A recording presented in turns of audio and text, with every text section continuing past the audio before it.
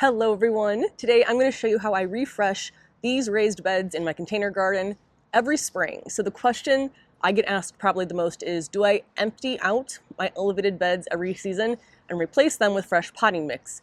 Absolutely not. Not only do I not know where all of this old potting soil would go, because I would have to carry it downstairs and put it somewhere, and again, I don't have a yard to spread it out in, and also that just seems like a lot of work and a lot of waste. So if I had to do that, I would not be gardening up here like this. So what I do is I just add back in some of the things that I think are missing from whatever happens to be in this raised bed right now. I do not empty this out. I just add to it every season. And I've been doing this now. I think my oldest bed here was from 2020. So any of my raised beds, I have never emptied out completely. Some of my smaller pots I will, but nothing that's in a larger bed.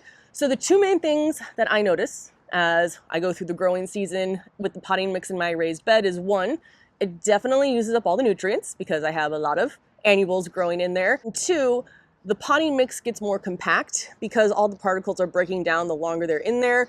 And if I dig down a little bit into this potting mix, it feels much more dense, more like a clay soil would. So I also add in something to improve the drainage. So I'm looking to increase the amount of nutrients and improve the drainage. And I really only need 4 things to do that. I use compost, I use perlite, I use a mask when I apply the perlite because trust me, you're going to want to. You do not want to inhale perlite into your lungs. And lastly, I use a garden fork or garden cultivator, and that's it. And again, this is what I've been doing since 2020 in some of these raised beds. This one was just new last year, so some of my raised beds have more years on them than others, but I have never once completely emptied out of bed, and I haven't noticed any issues with growing plants in here every year. These are the 2 beds we're going to refresh today. So my main center bed, and then will be my Gomphrena bed right back there. So they are empty of plants for the most part. I'm going to see if there's any root balls remaining in there. And I do this after growing any cool season crops and before I put in my annuals, because my summer annuals are going to be here a lot longer than my cool season crops. So let's go ahead and we will start with my center raised bed. The first thing I'm going to do is rake through the bed, again getting out any root balls that might be in here that might get in the way of the roots of the plants growing that I'm going to plant, and then also any weeds like this, it'll help just get them out of the bed as well. I don't deal much with weeds because I plant so close together in such a limited space that the plants kind of smother them out anyways, but this is a good idea just to kind of rake everything out and get smoother soil to start with. So I'm just going to rake through here, and I'm going to try to get down as far as I can to the bottom, just breaking any chunks up. This is going to make it easier for the roots of the plants to grow through my potting mix. Now, I don't know if I sound a little different to you right now, if my voice sounds a little bit deeper, but I have been sick. Well, I'm just getting over the sickness. I actually feel pretty good today, but I was in bed for 4 days. And of course, that was during a weekend when I had nothing planned except for garden tasks.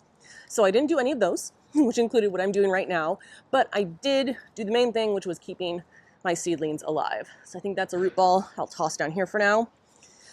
So yeah, I did not enjoy it because the weather was so nice. My cats enjoyed it because I realized they love nothing more than me being stuck in bed all day and them getting to lay on me, especially Jack. But I am glad to be back out here, and I better not get sick again until I've at least moved all of my plants out here. This bed I've had on this garden deck in the same place since 2021. So what's in it now is whatever I've been adding to it over the last few years. I definitely start with potting mix, then I add in the compost and the perlite.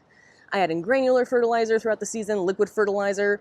So I don't even really know what technically is in here anymore, but like I said, I've never noticed a change in the growth or health of my plants. So until I do, I'm going to keep doing this exact same process.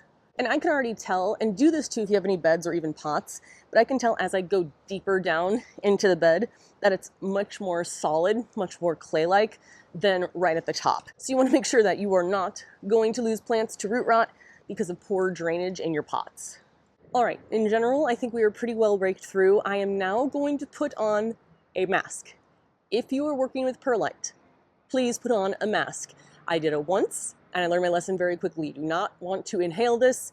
You will feel it, and it's not good for you. So I'm going to put on my mask. I don't really put on a mask for much else, even though I'm sure there's other products that I probably should, but this is a must for me. And in fact, I'm actually gonna grab sunglasses too, because those little particles can get into your eyeballs.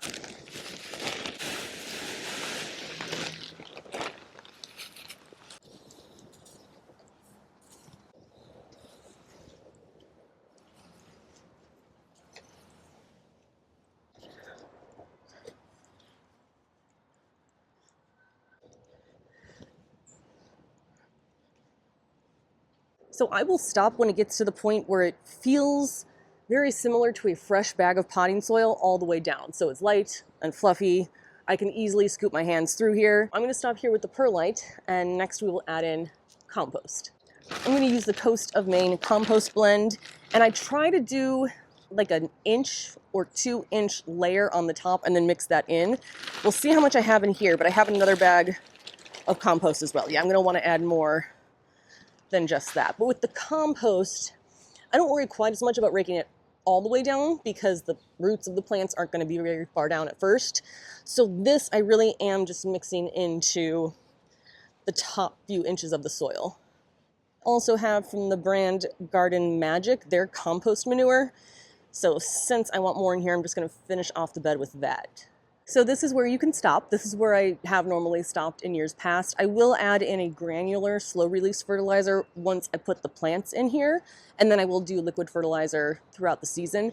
However, I also have a garden closet full of stuff, so I might as well go in there and see if there's anything else that would be good to add to my raised beds. I did find some blood meal, and that was the only thing I found that I think would be worth adding at this time. So this is high in nitrogen. In fact, the NPK is 1200.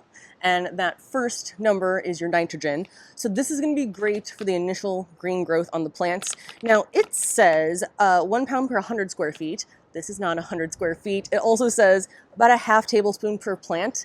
I'll probably put in here 12 to 15 plants. So I'll just do about that many half tablespoons and then again scratch it into the soil.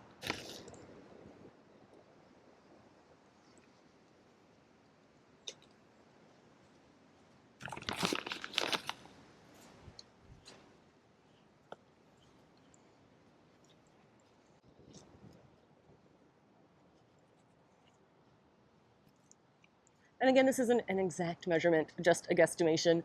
I do always aim for going under instead of over when I'm estimating my measurements, but I think this now should be good to go. So this bed is good. The next thing I'm going to do is plant my zinnias and whatever else I'm going to plant in here. And again, I will add the slow release fertilizer at that time. So now we'll go ahead and do my gomphrena bed, and that's going to be it for today. This is going to be my gomphrena bed. There were cool crops in here. I had some radishes, some cabbage, but the birds, again, not the pigeons, I don't want to blame them, but the cardinals and the finches ate my radish seedlings. I tried to do another round. You can see a little one here, but then our temperatures jumped up to the 70s and 80s. So I did not get even any radishes. I did get some greens, some small greens, off of the cabbages that I planted, but I don't know, this spring growing season just seems to be more erratic year after year.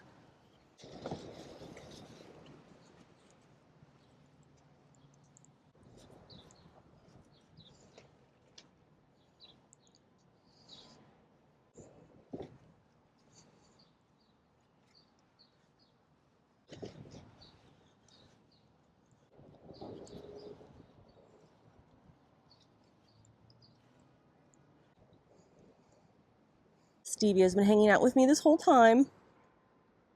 She used to be with Oreo, and I've seen her recently with a new man, so I don't know what happened. Hey, Stevie! So that's it.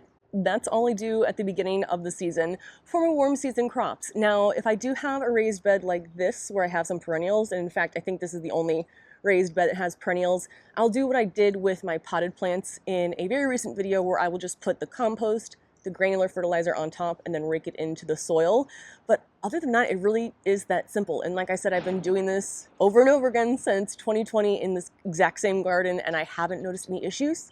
I will let you know if I do. For my smaller pots, like my herbs, Typically I'll switch those out completely because the root ball basically takes over all the soil. But in my larger pots, like my 30-gallon grow bags, I do this exact same process as well.